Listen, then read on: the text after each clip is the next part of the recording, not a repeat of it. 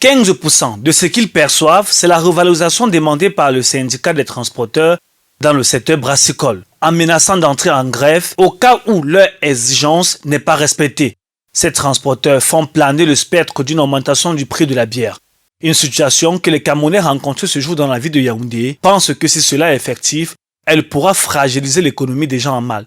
C'est un problème qui concerne tout le pays. On sait que tout va mal. Ils doivent revendiquer vraiment que on leur donne ce qui leur revient.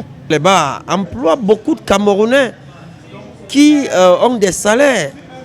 Alors, la fermeture de ces bars, si c'est grève dure, va mettre beaucoup de Camerounais au chômage. Une perspective qui préoccupe les consommateurs dans un contexte où l'on sait que la bière est l'un des moyens qui unit les Camerounais et elle joue aussi plusieurs rôles. De retour de son boulot, tout n'a pas été parfait. Il fait un tour quelque part et puis il prend une bière, il arrive à la maison, il digère la suite. À la maison, rien ne va. Il sort, il prend une bière, il dort, le lendemain, il se lève, la vie continue. La bière en particulier étant un moyen pour les Camerounais de se défouler énormément, tout le monde le sait.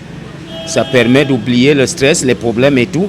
Je pense que du moment où ça venait à être effectif, je crois que beaucoup de Camerounais ne vont pas être contents du tout. Pour qu'une telle situation ne puisse pas arriver, les Camerounais proposent alors des solutions, chacun à son niveau. À mon avis, c'est des concessions que l'État devrait faire avec ses entreprises, avec ses différents tenanciers.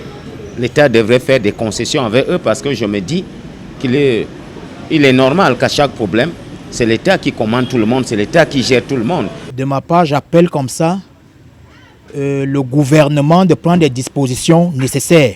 Qu'on n'aille pas jusqu'à ce niveau parce que d'ici, rien ne va. Et si on arrive déjà par là, c'est le pays qu'on veut verser au sol. Il est alors plus qu'urgent que des concertations soient tenues pour qu'on puisse éviter ce chaos.